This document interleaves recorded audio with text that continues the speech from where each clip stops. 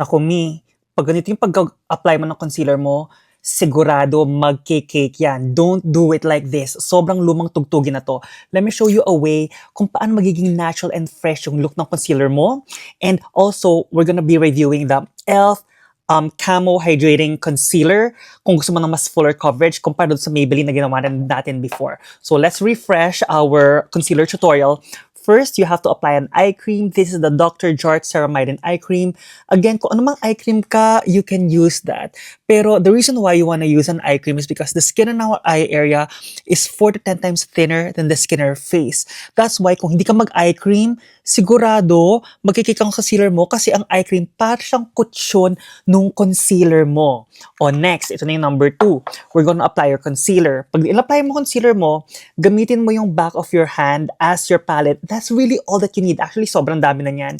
And then what you're gonna do, you're gonna use your ring finger because your ring finger is the weakest among all of your fingers. And that's all you have to use. And then you apply it while the eye cream is still wet on the skin. You apply it right on the inner, and then you tap it towards the sides. And usually pag under eye, I usually like to use a shade that's one shade lighter than your natural skin color para talagang ma-brighten yung eye area mo. And then you switch to your middle finger, nag-shake, yung walang produkto, just to take off the excess. Tingnan mo sis, di ba ang ganda? And if you want to get more, apply more, just do so.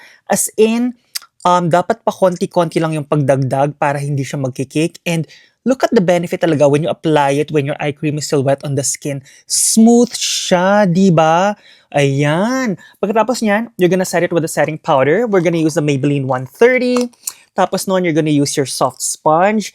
And then you're gonna use, you're gonna tap it like this. And instead of taking off the excess on your hand, huwag mo gawin nyo kasi aaksahin mo lang yung produkto. Just shave it right on the side of the compact. And then you press it right onto where you apply the concealer.